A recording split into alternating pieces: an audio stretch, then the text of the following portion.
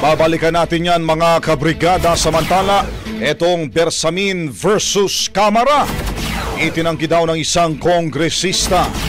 Alamin natin ang detalye kay Brigada Haji Camino. Ibrigada mo! Brigada! Walang dapat na ituring na Executive Secretary Lucas Bersamin versus House of Representatives. Itong iginiit ni Tingog Party List Representative Jude Asidre matapos banatan ni Bersamin ng Kamara na linisin muna nito ang sariling bakuran bago isisi sa Executive Department ang korupsyon.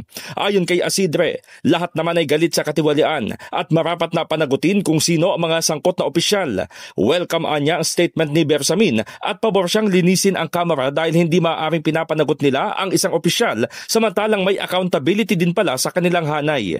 Gayunman, nilinaw ng kongresista na hindi na dapat nagtuturoan kung sino ang may kasalanan, lalo't ang korupsyon ay hindi lamang nakikita sa iisang sektor o sitwasyon at ang proseso ng accountability ay nagpapatuloy.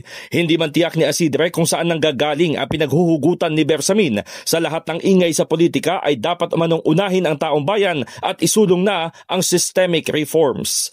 In the heart of changing lives, ako si Brigada Haji Camino ng 105.1 Brigada News FM Manila, The Music and News Authority.